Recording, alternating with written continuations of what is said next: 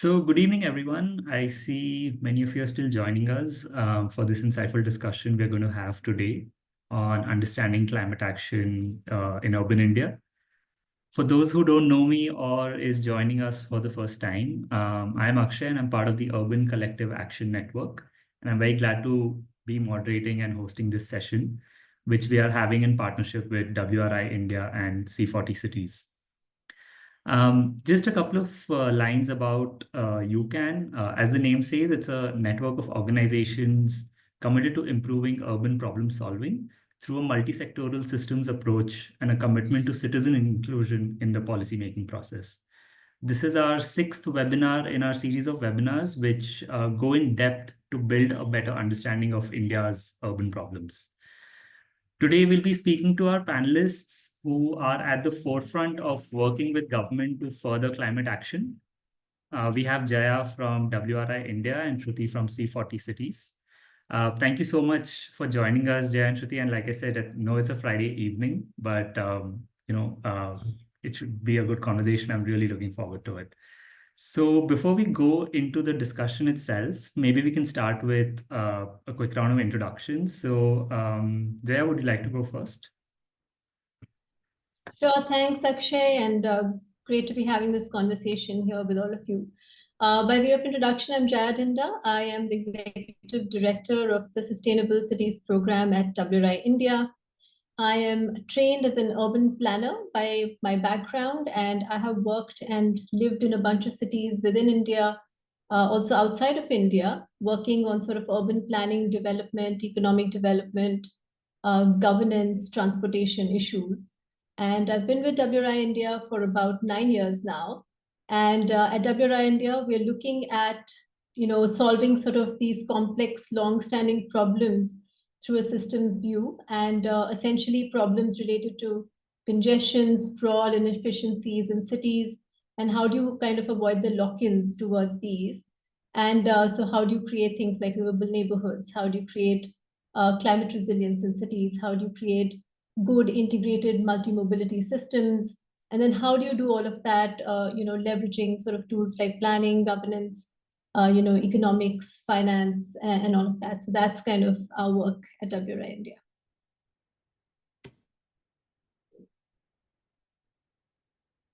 Back to you, Akshay. Thanks, Jaya. Shruti?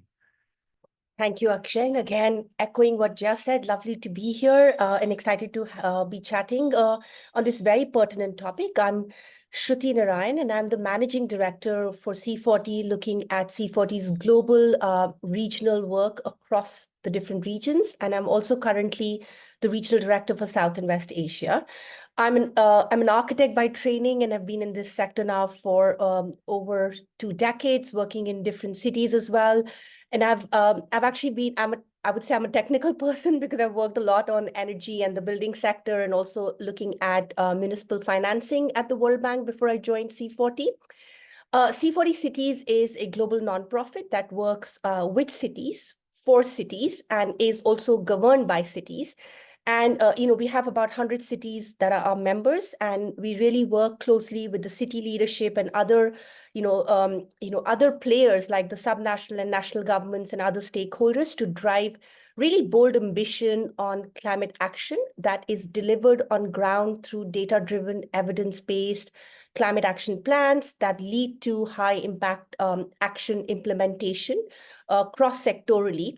Our goal is that we want climate to become now a part of anything and everything that we do. So it's mainstreamed in the way cities govern themselves, leading to equitable, healthy, and economically beneficial cities that are looking at climate action in an urgent way.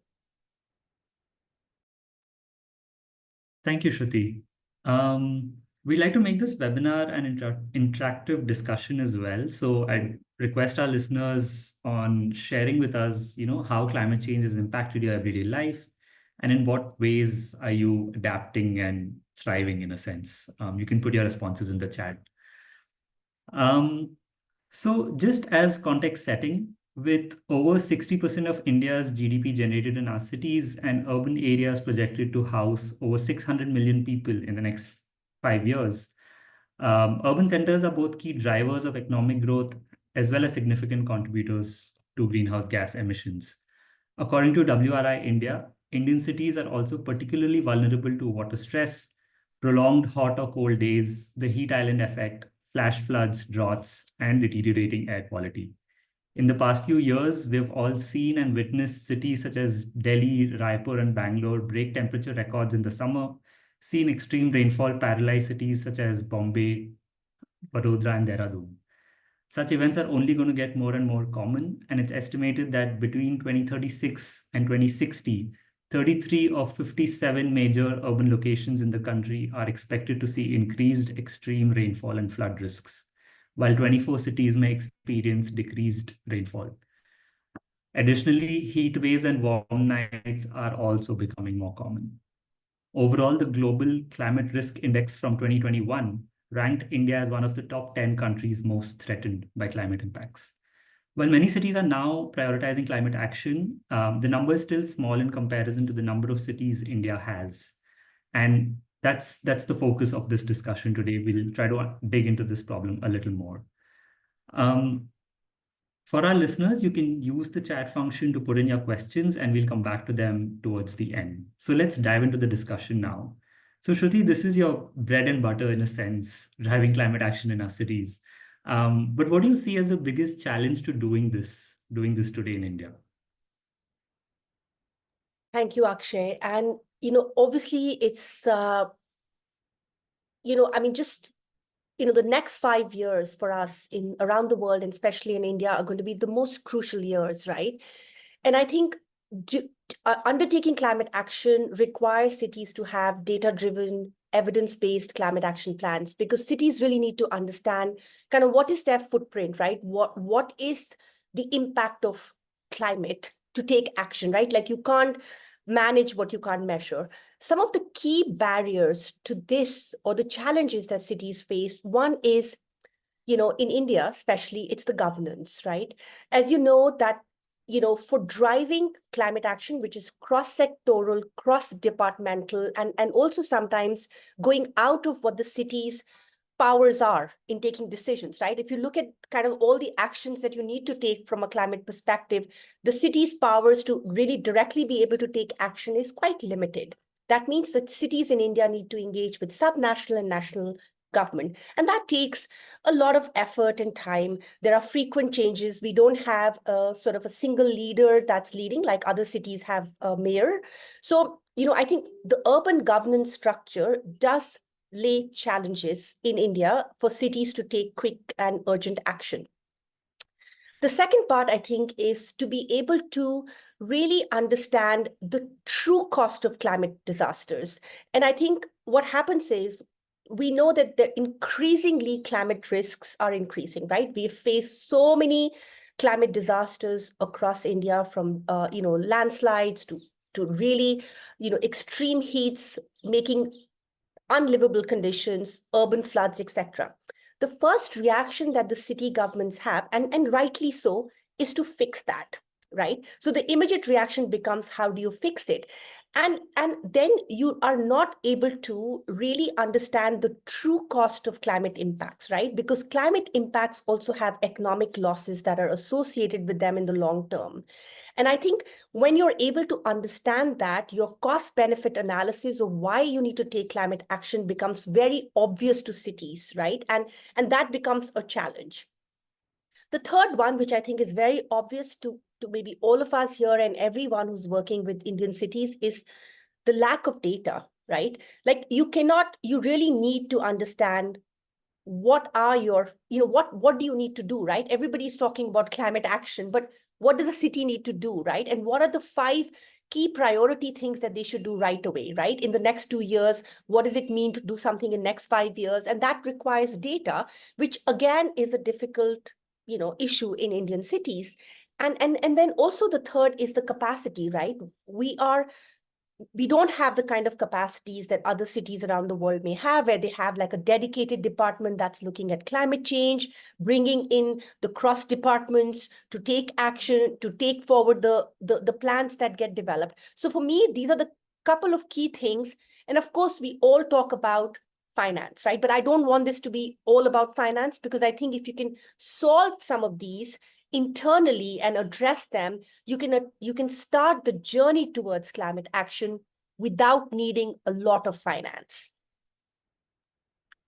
Thank you, Shruti. And I think some of the points you mentioned, we'll come back to those, later in the conversation, especially the bits about the governance structures and the complexities around it, and the role of data itself in this entire problem.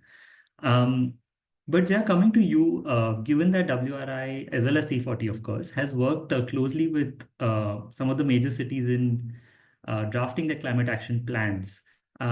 So who are the key stakeholders in this entire process, and what are the most common barriers in engaging them? So Akshay, if I were to sort of create these archetypes in cities, I would say, broadly the stakeholders for climate action and furthering climate action are the producers, the consumers, the providers, and the regulators, right? So government agencies, regulatory bodies at the national and the subnational levels, businesses and industry, financial institutions, and not just financial institutions, which are domestic, but also international, MDBs, banks, insurance companies also. Media has a very big role to play, civil society organizations, and each one of us as citizens, right? When we talk about sort of what are the most common barriers in engaging these stakeholders, I think really the one line sort of summarizing that would really be, the right incentives to engage stakeholders just don't exist really. And if I was to break that down, right, further, basically what that means is that there is a general lack of awareness and engagement in the ecosystem. So there's low stakeholder awareness. Climate change is not often seen as an immediate threat by general stakeholders. It's happening today. Yes, we are drowning in floods, and there's heat and all of that. But it's like that whole slow boil, right? The frog in the hot water kind of a situation. So a lot of this whole education, engagement, and sort of sensitization is needed for a lot of these stakeholders. There's also resistance to change, right? So especially when we talk about industries, for example, that rely on high carbon processes and practices. So there's a tendency to sort of resist some of the climate related policies and initiatives because they're often perceived to be or are sometimes in the short term, leading to economic losses and impacting bottom lines. And then there are conflicting interests, right? So in many cases, the interest of industries that contribute significantly, for example, to carbon emissions, if we're talking about coal, cement, so on and so forth, they conflict with the need for climate action and creating sort of resistance to policies and changes that may affect their bottom line. So then the question is really, how do we incentivize the behaviors that we want? And so there's just generally a low priority for climate action all around. There's also the policy and governance issue, some of what Shruti highlighted before. So this whole fragmented policy landscape. So if you do want to engage, a lot of these climate policies, they lack integration across different sectors: energy, transport, agriculture, for good reasons, because the way that we operate here is by agency. Agencies have their mandate. Their mandates often don't require them to coordinate or to collaborate. And so you have to create actions which are very specific to them, right? But there's also the question of climate action plans not, having any legal grounding or teeth, right? So they're often seen as being suggestive, and it's like, you may or you may not consider these in your sort of day-to-day practice. There's also the issue of weak enforcement. So even when policies and regulations are in place, which can enable some of the climate action to happen, they're often weak due to inefficiencies, capacity issues, and other things. And there's also that whole issue of limited coordination across stakeholders. And finally, accountability is missing, right? So stakeholders may or may not take action. There's no one holding them accountable. Another thing is basically data, right, for decision making. In our situation, in the Indian context and cities, and some of the cities that we've worked on in climate action, Mumbai, Bangalore, and so on and so forth, we at least have the data and we have had access to data, but the quality is a question. In most cases, if you go down the entire chain of urban areas of India, there's a lack of data basically. So which in the best case scenario slows down decision making, or in the worst case scenario will lead to poor uninformed decisions which are focused on sort of short-term gains on the part of decision makers, right? So data becomes a big problem. And then finally, there's the legal and regulatory and financing barriers, right? So I mean, The regulatory frameworks are very complex. So when you look at environmental laws, regulations, the multiple kinds of approvals that you need for some of these projects, they can really slow these projects down, and especially for sustainable infrastructure development.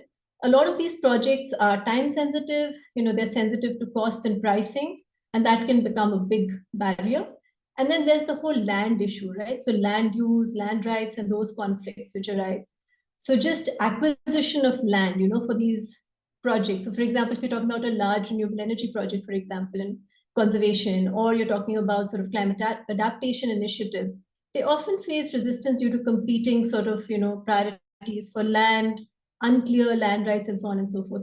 In urban areas, this is a particularly different problem because land is anyways constrained. And then there is the financing problem, also the thing that sort of Shruti ended on. Now, how do you bring money to the problem? And yes, for a lot of the climate action, we've also seen this, and especially when we did the whole climate budget exercise for Mumbai. It's not that you need a huge amount of additional money. It's about how do you use the money that you already have, the allocations, the revenues that you're already, that you already have in your system, and align it better to sort of climate action. And again, over there, it's an issue of capacity, awareness, how to do it, and how to do it better. So I'll stop there, Akshay. Thanks, Jaya. And I think I liked the way you categorized it, the stakeholders into these four buckets, right? But I want to come back to a point you mentioned, which is, the sectoral split and how government organizations or agencies are, they tend to stick to their mandates. So how does this layering complexify an already complex issue? Can you give us some examples which might help us understand this? So basically, when you look at sort of the intersection of climate action with other sort of sectoral issues like housing or mobility, infrastructure, and then moreover on the socio and economic inequality side, there are things, these intersections can pose as both challenges and opportunities, right, to drive effective climate action in cities. And they're interwoven in such a way that sometimes addressing one can create sort of positive ripple effects and provide solutioning to another. Sometimes it can also complicate the process and create barriers, right, in another sector. And especially when it comes to achieving equitable outcomes. So something that works really well in a certain sector can create sort of equity imbalances in another place.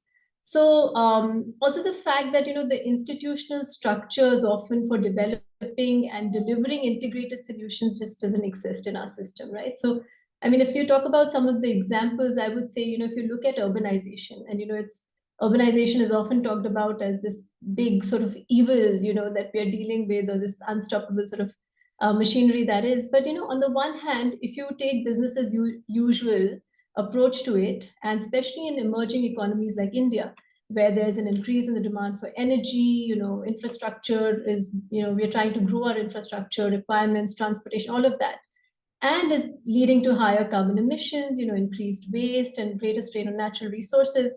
If you take the business as usual approach, there is a complete and just, negative dividends, negative downside to it, right? But on the other hand, if you take it as an opportunity where these urban areas are planned and developed sustainably, using sort of climate agenda as the centering agenda for all of their policies and plans, you can achieve, greater efficiencies, because cities, urban areas were meant for, generating efficiencies. So you can realize better sort of energy efficiencies, the transformation impact of sort of transportation systems, mass transit systems, and so on and so forth. Smart cities mission in a way, so try to do that, right? In many cities, they focused on integrating sustainable infrastructure. So they looked at energy efficient buildings in some places. They looked at renewable energy solutions, transportation systems like electric buses, improve waste management, and all of that to reduce emissions. So that was one of the sort of examples that I'll say that in parts kind of, worked well, and they set up some of these examples. Another one is housing, right? So, and that there's a big push for sort of affordable housing in India, for example. And this has, for the most part, led to the construction of low quality buildings, which are highly energy inefficient, create sort of these urban heat islands that are vulnerable to climate risks and all of that. And especially for the marginalized groups, which often reside in informal settlements without basic services. all of their vulnerabilities are just being heightened, right? But then the opportunity to create sort of some of these housing in a low cost way, but also which is resilient, which is low carbon, and is climate conscious in terms of its design, right? And there are ways in which you can do that. So Jaga mission in Odisha, for example, has managed to not only, create tenure security, which was what it was intended for, and, just in the slums and informal communities, but is now looking at sort of the resilience of this housing in its sort of 2.0 version. There's also the Pradhan Mantri Awas Yojana, the PMAY. So over there as well, one of the things that WRI participated in was the Global Housing Technology Challenge. So over there, we were looking at, construction techniques which are energy efficient, low carbon, with a focus on sort of materiality, construction techniques, but also those that reduced environmental impacts. So that's, again, another example. And the last one that I'll give is on mobility, right? So again, in India, sort of the growing urban population has, increased reliance on private vehicles in big cities. You see that a lot, congestion, pollution, the GHG emissions, all of that. And again, low-income communities often have limited access to mobility options, which can affect their employment, access to employment opportunities, access to healthcare, education, everything, basically human development opportunities. So now looking at ways to shift towards sort of, mass transit systems, well-integrated mass transit systems, looking at, technologies like electric vehicles and mobility in the short term, while you kind of fix and figure out the long game, looking at cycling infrastructure, which not only reduces emissions but also promotes social inclusion and equity, are great ways in which many cities in India are tackling this problem. There's a project in Kochi. I mean, Kochi Metro electric buses over there. They implemented electric buses to reduce emissions. They integrated those buses with the Kochi Metro to provide a seamless sort of low carbon public transportation network, included the ferry system, the boat system over there, which is there. And so it serves both, the affluent and the low income groups. In Bangalore, there has been, work that is being done through CSR, which is looking at electric mobility and providing electric autos for and training women auto drivers. So there's an inclusion aspect, an equity aspect that has kind of been interwoven. So there are plenty of examples. I would say, I think the hard part is that, when these kind of complexities are involved, that you're trying to solve at the systems level, how do you bring all the stakeholders together is one, and then how do you scale some of these solutions? Thank you, Jaya. Shruti, I want to come back to you at this point, and this is, a point which Jaya also briefly touched upon, which is prioritizing climate action at the city level, right? So given that C40 works exclusively with local governments, how real is this challenge, and how do we overcome this? So Akshay, I mean, prioritization is really critical, right? Because when you do a climate action plan that is data-driven and evidence-based, C40 has led climate action plans across the world and in India, and we have a very sort of robust framework that looks at bringing, the different sectors together. That's data-driven based on a GHG inventory that kind of sets the pathways, right? So the first sort of step is to engage the city and the different stakeholders. And I also saw a question that how do you engage other entities and the state government? So I think what needs to happen is from the start, when one is developing the climate action plan, is the engagement, right? Because you need an absolute ownership and an understanding from not only the city government, but the different entities that actually have an impact on climate, on kind of what is their footprint and what they can do in shaping the trajectory of the city in kind of mitigating and bringing that trajectory down, aligned to 1.5, though I know in the world today we're kind of far off the 1.5, but that's sort of the basis of how you can look at prioritization. And if you don't do that, you can't get to a prioritization. The second point is that in India, or any global south or any developing country, cities have competing priorities, right? Like, you're facing, like we saw in the pandemic, right? Everything took a backseat. Everybody in the government was focused on dealing with the pandemic, right? The same thing happens when climate risks strike, urban flooding happens, everything takes a backseat, and you're kind of focusing on how do you kind of mitigate that, how do you address it, how do you build back. Therefore, the prioritization that we'd undertaken, we've actually done that across the world, but even in India, we've done a prioritization exercise in Bangalore, in Chennai, in Mumbai, so the intent is that working closely with the government, we look at what are the impacts from a greenhouse gas emission perspectives, what is going to be short-term, quick actions that the cities can take, what are short-term actions, what are long-term actions, and what is the ownership of that, and how can the government mainstream some of these, right? And to be able to very sort of in a tangible way, right, be able to articulate the benefits of this, right? And I think it's important for the city, right? Because they are also responsible to stakeholders, right? And it's kind of like when we look at climate as a competing priority to development, we're never able to make the case for doing climate action. And what we now need to do is that paradigm shift when we're looking at climate governance, right? So everything is one and the same things. And some of the ways we do this is, C40 introduced a global climate budgeting pilot, of which Mumbai was part, and we partnered with WRI in supporting the city, on climate budgeting. We're doing this in a couple of other cities, and around the world, like New York has published its climate budget, London has, and we have a couple of other cities that will be doing it this year. So climate budgeting is a governance system where cities are able to look at their accounting systems from a climate perspective, and that gives them an understanding of what are their budgets and how are they spending and what should they allocate and how do they integrate their targets into the day-to-day actions and priorities. The second is also looking at elements of urban planning and master plans. They're statutory documents, right? And it's important that we need to now start integrating climate into master plans.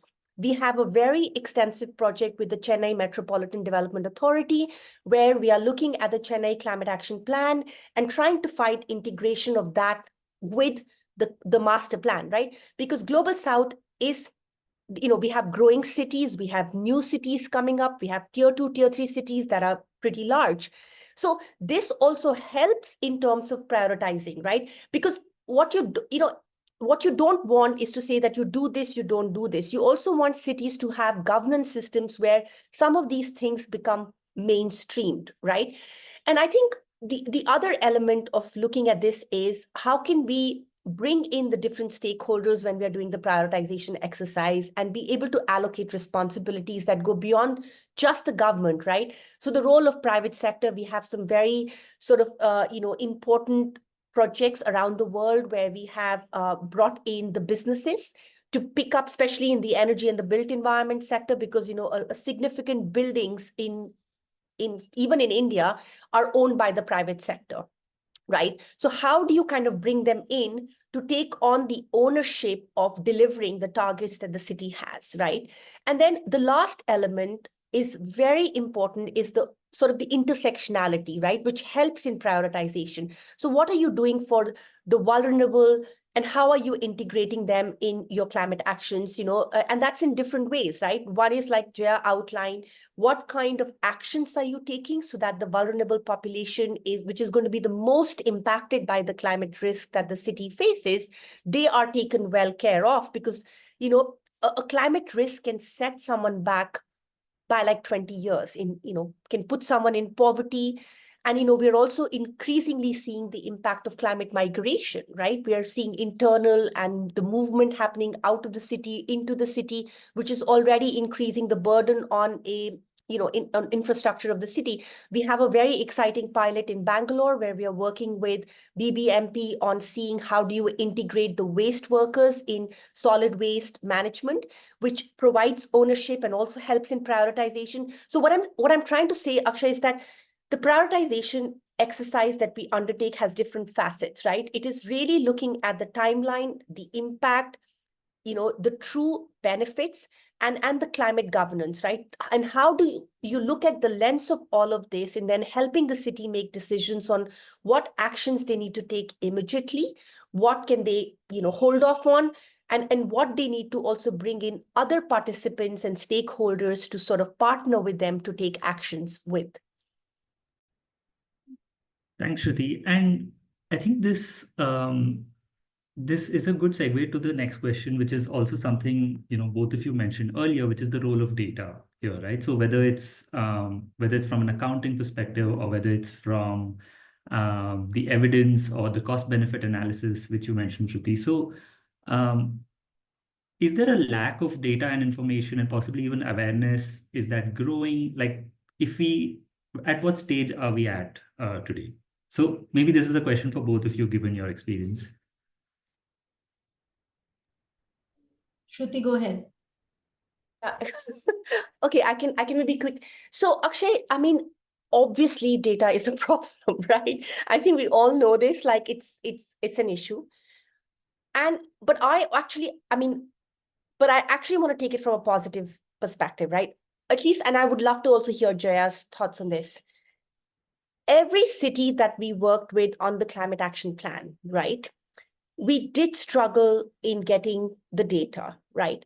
But every second meeting that we had with the stakeholder or the organization or the institute that's responsible for giving data, they became way more aware of what is needed and how they should be collecting that and what could be the mechanisms for making this more efficient, right? So I definitely think that it is a problem, but doing in-depth work that WRI has been leading, C40, and many other partners are leading on climate action plans, really is a paradigm shift in the way city constituents and stakeholders start looking at the data need, the quality, and sort of the updation of this data and where they need to get it from.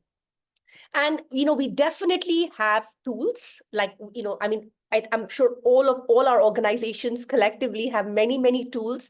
I'm not going to list them here, but, we do, when we are working with the cities, try to introduce them to the tools that we have that are freeware so that they can maybe easily start collecting some data and also evaluating the benefits. So the intent is to empower the city, right? What I want to kind of end and then let Jaya come in is that the intent of at least the way we work is that the ultimate ownership of climate action has to be with the city government. So if we work with data and we don't tell them the gaps that exist and we don't empower them and build their capacity, we will keep doing climate action plans on a year-on-year basis, which we don't want to do. We want to actually institutionalize this, make them understand the data needs so that they can, on their own, with whatever they have available, start tracking their impacts. How are they delivering the actions? What kind of trajectory corrections they need to do? And I will end with the last. Obviously, there could be a significant effort in helping cities in India with data management. It is a need. But can we, right now I'm just saying that we don't have the luxury of time that we say, okay, let's wait for 2 years, let the cities get good data management tools, and then we'll do the climate action planning. It has to go hand in hand. We need to make use with what's there, empower the cities, build their capacities so that they take ownership and they drive the ambition on climate action.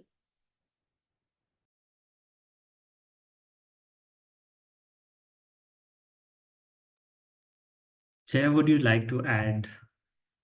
Yeah, so I'll come in at that point.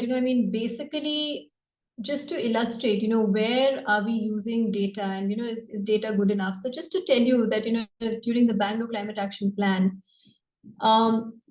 just to get the data for the baselining of the GHG inventory, right? There were 40 plus agencies, organizations that we had to reach out to, right?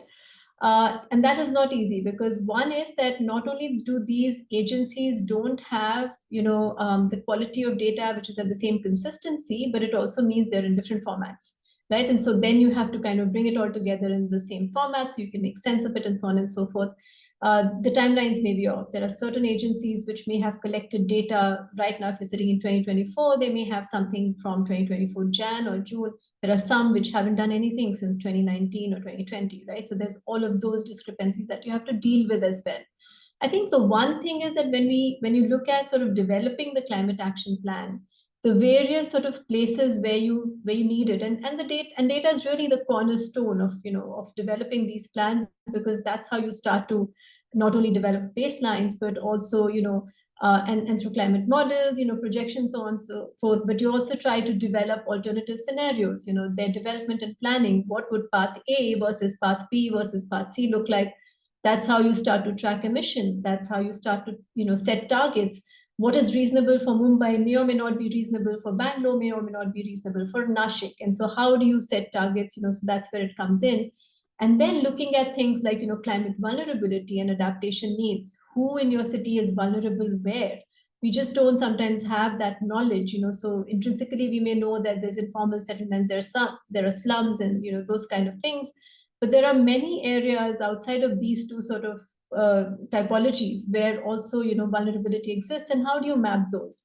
And then you use all of this data to sort of improve resource allocation at the end of the day, right? So that's where you can help cities to understand where they need to target their funding, where it needs to go to, how do you ring fence, what are the kind of financing mechanisms and tools that you can really utilize. But it's also about raising awareness, right? And mobilizing stakeholders. How do you create public engagement through data-driven narratives? And that we found to be extremely powerful, the work that we've done on climate action plans, but also outside of it.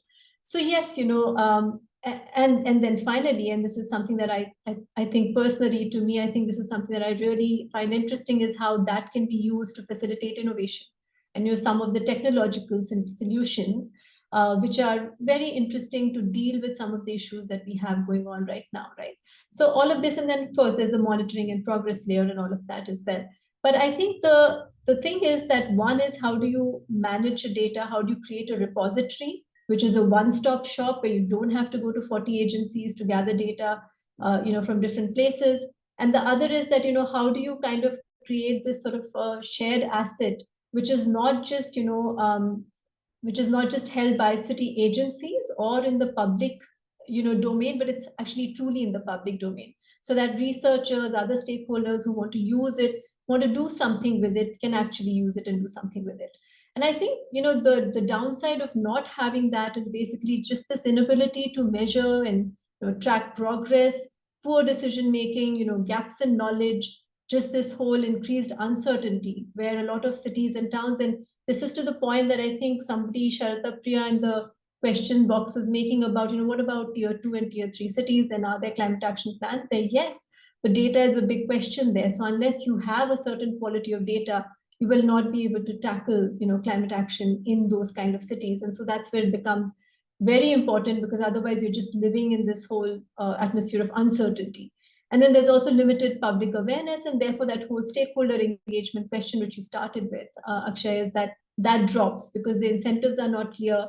Why should I participate? In this whole in the climate conversation does not become clear. So yes, data, I think it's both a challenge and an opportunity. The way I would also like to see it is that in India now, we have more access to open source data than we ever did before. So actually, you can actually go on to various platforms, sites, and climate data, other kinds of data. You have a lot of access to data. And I think the idea is that, how do you make it accessible to all sort of types of stakeholders so that they can use it for informed, decision making and taking steps towards better climate action. And it reminded me of something which Shruti mentioned at the start, which is you can't manage what you can't measure, right? So I think, yeah, that's important.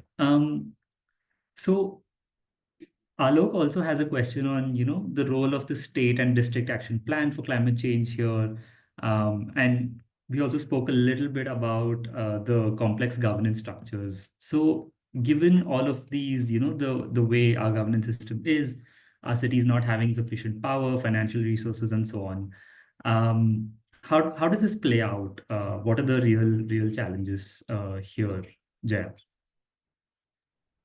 So basically, I mean, and responding to Alok's question, I see he has two questions here. So one is basically talking about, at what levels are these climate actions being driven? Well, currently, the ones that we have developed, say for Mumbai and for Bangalore, they are very much within sort of, municipal jurisdiction, right? Because you had to pick a boundary, it had to be housed again. This was a whole question of governance, which entity owns it and which entity is responsible for ensuring its delivery, its implementation, and so on and so forth. So the municipal corporation was it for both the cities, and therefore the boundaries of the climate action plan was the city.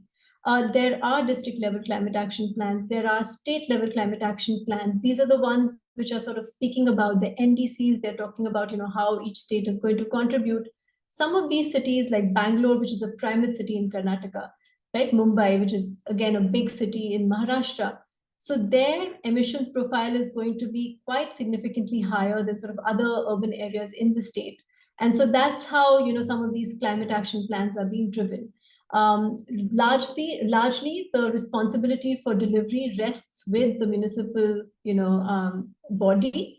For second tier cities, for example, we also delivered climate action plans for Nashik, Sholapur, Aurangabad, and so on and so forth. There's been capacity built for many other cities across Maharashtra. In many other places, there's also Tamil Nadu has done their share, and other places are doing their share.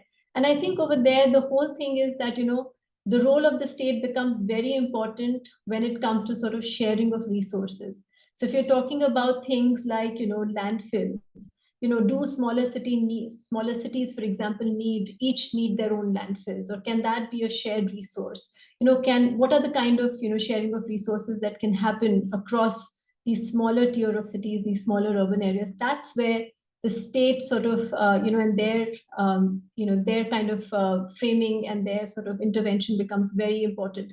District level, again, very important, because you're talking about land use, land cover changes. That is what, that is one of the mainstays of the district level. Also, the district level has a very clear authority, right? So they have this whole collector at the district level. They are responsible for all kinds of things, and these transcend boundaries between rural and urban. So while cities create climate action plans, which are very sort of urban centric, at the district level, you have a transect. You go from the urban to the rural, and so the district level climate action plan has to address much more than just sort of the city limits. On your second question, Alok, we hear about sort of this whole climate hazard vulnerability assessment. Yes, this is what we have used essentially for the Mumbai and the Bangalore climate action plans, and for all of the other cities in which we have, done the climate action plans. This is sort of the ways of working that we are kind of trying to mainstream for all cities. So it is meant to be, a way to start analyzing and doing a profiling of, again, like I said, who's vulnerable where and to what kinds of climate hazards. So basically, when we are working with cities, the CHVA, or the climate hazard vulnerability assessment approach, is what we take and we start with. And this is particularly useful in smaller tier cities, tier 2, tier 3, further down, because for a lot of those cities, the emissions is not the greater sort of concern. It is really the vulnerability, the climate vulnerability, and the adaptation and the resilience part of it that they need to really focus on in the short and medium term. Stop there. Thanks, Jaya. Shruti, coming back to you. So we also have a question about how you're seeing climate action planning for our smaller cities, because the bigger ones are, on their path at some point in that entire journey. So yeah, can you share some insights from your work? Yeah, absolutely, Akshay. So, we have been working on two cities actually directly, and then, which are Tanjavur and Krishnagiri in Tamil Nadu, in working with them on their climate action plan. And, obviously, it's completely understandable that the scale at which the climate action plan can happen at a big city is very different for a small city. And, for every city, the needs and the context are very different. The kind of stakeholders that need to get involved will be very different. But broadly, the frameworks and the first principles of how a climate action plan should be delivered is kind of what we are applying to these cities. We've done work in India, but we've also done a lot of work across the world, where, like, for example, in Denmark, we brought in, many counties and small cities to look at how can they develop a climate action plan that's aligned to the 1.5 degree. And the frameworks remain the same. First principle is that they need an inventory. Like you correctly said, that you can't manage what you can't measure. The inventory gives an idea of the impacts and then using that inventory to look at the trajectories and pathways of reduction. So what is going to happen if you continue to look at this from a business as usual perspective? The second would be looking at what kind of actions you need to take for reducing that. And all pathways need to be target-led and action-driven, right?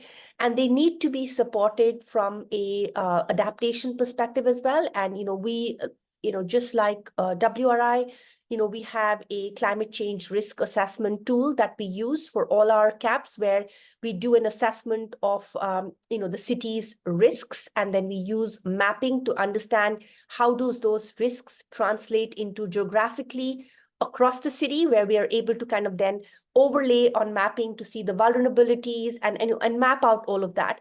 That then helps us build all of these actions and we ensure that all the actions in every sector has an equity element built into this. And the third element is stakeholder interactions, right? So it doesn't matter which and what level of city you're working in, you have to bring in the stakeholders together, right? So you have to bring the city government, the state or the district governments, and other sort of organizations and institutes that are a part of the decision-making, like hold responsibility of mobility or energy production or, all of that. And also the private sector and other NGOs or other, organizations that they might be working in the sector. So yeah, so we've seen this, and obviously, as I think everybody knows, that the Ministry of Housing and Urban Affairs has the the CSCAF, which has also been very good and in driving work across cities on climate action. We are working very, we're working closely with MHUA and NIUA on the CSCAF as well. So there are all of these, frameworks that exist for smaller cities as well.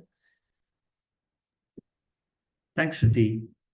So coming to the final question, which also has come in through our chat, is how do we, if someone listening wants to contribute to climate action in their cities, what are some ways they can do so, and what advice would you give them? And the question in the chat is, how can we understand these climate action plans better and use them in some way as citizens? So again, both of you. So maybe Jaya, you can go first this time. Sure. So I think, and to the question, and I think there's another question about, why just 40 agencies and so on and so forth. So I'll just quickly answer that as well. So I think to answer why 40 agencies, although that's quite a lot, and, did it include PSUs? And all, to some extent it did, because we were looking at some of the petroleum-related PSUs and others. But essentially, the sectors that we were targeting were the highest emitting sectors. In the case of India, in the case of, Mumbai and Bangalore, that meant sort of looking at stationary energy of buildings largely, transportation and waste. So all of the agencies related with these three types of sectors were the ones that we used to collect data from. Coming to the part about, how can people engage and how can they understand it better? Well, I think for both Mumbai and for Bangalore, there's a climate action cell that has been created. The climate action cell is actively and proactively working to reach out to different kinds of stakeholders on certain sort of agendas that they have created. So in Bangalore, for example, the climate action cell is actively working on issues of blue-green infrastructure in the city and how to reestablish blue-green infrastructure networks to kind of as a way to create resilience against sort of heat and water risks, both water scarcity and flooding. And they have created something called the Friends of the Climate Action Cell. So one of the ways to engage with, the climate action plan is to register, become part of the Friends of the Climate Action Cell. So they do have periodic meetings. They have thematic areas that they are tackling. They have set up, technical advisory groups, but also citizen groups where, all of the inputs which are coming in from citizens are taken into account. There are different stakeholders who are saying, we want to contribute. How do we do it? So that's one way. I'd say at the individual level, I think things that you can do, and this is something that, people keep asking, what can we do? I think, just start small, right? I mean, One is to not feel overwhelmed by the scale of the problem, although it is a huge problem, but start with manageable actions at your end, right? So if you're talking about reducing waste, reducing consumption, using public transportation, getting involved in sort of your local sustainability initiatives, whether it's at school, at work, within your neighborhoods, that's one way to do it. I think the most basic of all is educate yourself and those around you, right? About, what does climate action mean? What do cities need to do? What do you need to do at the individual level? And every small step counts. The second thing to me is to be persistent and patient, because climate action can be slow and difficult, right? Especially in a complex governance structure that our cities exist in. So, people say climate action plan was done, 6 months are gone, what's happening, quick, quick, quick, why aren't we seeing changes? Well, change is often slow to come. And so you just need to make sure that sustained effort and persistence is there so that that can lead to significant long-term impact. Engage in citizen science, participate in, again, local efforts which are happening around you. The third would be sort of incorporate that in your daily life in some way. So just sustainability in your daily routines, consuming less, advocating for sort of greener policies, becoming spokesperson for some of the things that you care about deeply, whether it's walking in cities or cycling or, just the air quality or whatever it is. And even just talking about the importance of climate action can influence those around you, right? And then I think track and celebrate progress, right? So if it's at the individual level, at the community level, track it. And I know it can be discouraging at times. And sometimes it just feels like you're rearranging chairs on the deck of the Titanic, but it doesn't need to be. You just need to remember to celebrate even the small wins and the small victories. Track your own progress, what kind of carbon footprint reduction is going on, and what is it that you're contributing to, and then how can you motivate yourself with those small wins. And I think the most important, to me, the most important thing really is collaborate with others. So climate action is not something that an organization, an agency, a government is going to solve overnight and on their own, right? It is going to be most effective when done collectively. You will have to engage with policymakers, find like-minded individuals, groups in your city to work together with, and that can amplify your efforts, even across organizations. I think, the number of organizations that we have in India, for example, working on climate action is 100th of what we actually need to solve the magnitude of the problem that we have. And so the only way that we are going to get to replication and scale is through collaboration and partnerships. So do that. And then remember that it's all going to be collective effort at the individual level, at the community level, for business, by governments. So just raising awareness, taking some of these practical actions, and making yourself more climate conscious, I think, is the way to go about it. Thank you, Jaya. Shruti, would you like to add? Yeah, I mean, I think Jaya really covered the whole sort of gamut of what this is, what one can do. But I just kind of maybe do 3 quick bullets, right, on this. So I actually think that, firstly, we in our lives, I mean, I just think that as individuals, we just really need to look at our lives, right, and how we're living. And, I, like somebody actually said that, being a citizen is a full-time job, right? And I think we need to become active citizens, and really engage on what our footprint is. So every time you use water, you use energy, or you buy something, just kind of being able to understand the impact of that and the circularity of that, right? We sometimes just see it from a very like, okay, you're buying something, but what is sort of the circular economy impact of that, right?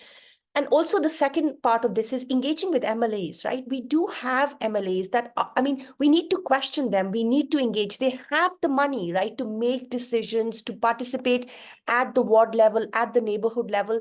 What are we asking of them, right? So I think we need to kind of become more active in our welfare associations with our local MLAs and ask those questions.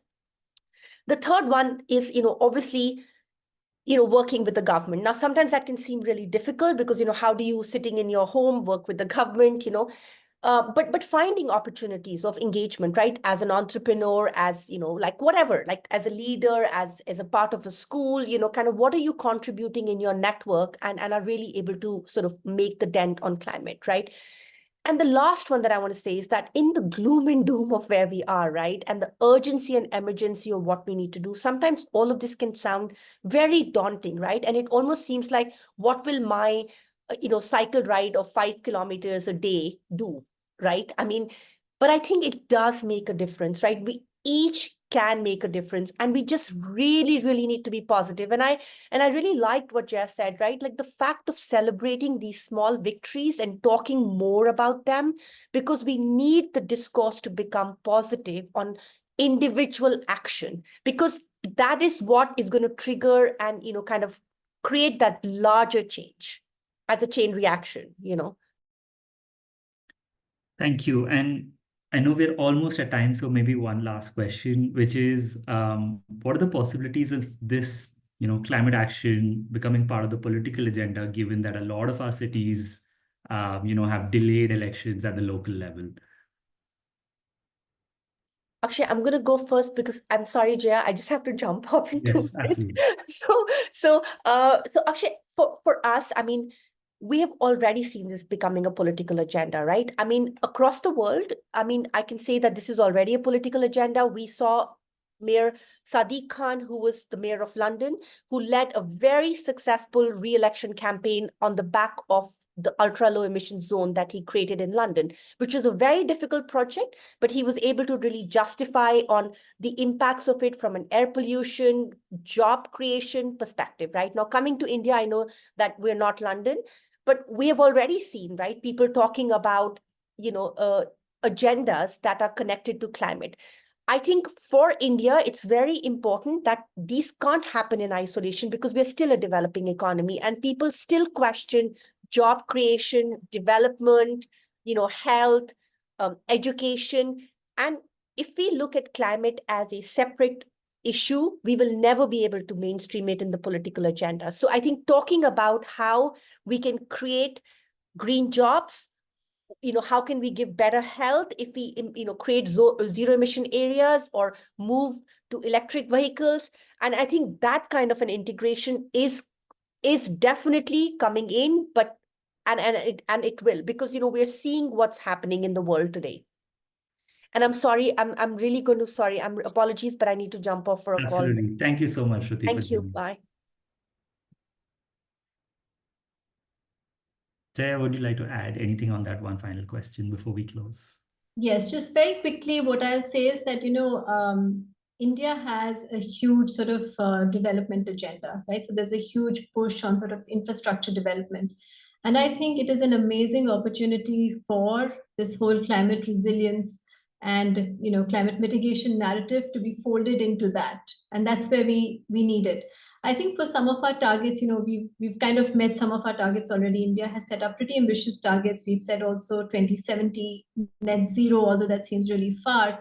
But to kind of change the whole machinery and turn it around towards net zero, is going to take a while. So I think we've set a pretty ambitious agenda, and I think what we need to do is make sure that within our development agenda, we keep integrating the climate agenda. And I think there's a huge appetite for that. People do see this impacting, and if it's political leaders, they see that impacting sort of their, sort of their political mileage. I think, corporates are seeing that impact their bottom line in terms of sort of reduced productivity, or if workers are not able to come and, work. I think this is being the pinch of climate risk is being felt across the system, and there's heightened sort of sensitivity towards it. And so I think we're in a very good moment to say that, okay, now let's talk about this more seriously and use this as an opportunity to move towards a more sort of climate progressive way of development. Great. So on that note, we'll close this webinar. We're right on time. Thank you so much, Jaya, for joining us. I feel like this conversation can go on for much, much longer. I'd also encourage our listeners to become part of this conversation, provide their perspective of the problems, as well as how we can drive climate action in our cities. Thank you so much for joining us, and we look forward to, continuing these vital conversations. And have a great evening and weekend, everyone. Thank you, Jaya. Thank you, Akshay. Thanks, everyone. Bye. Bye.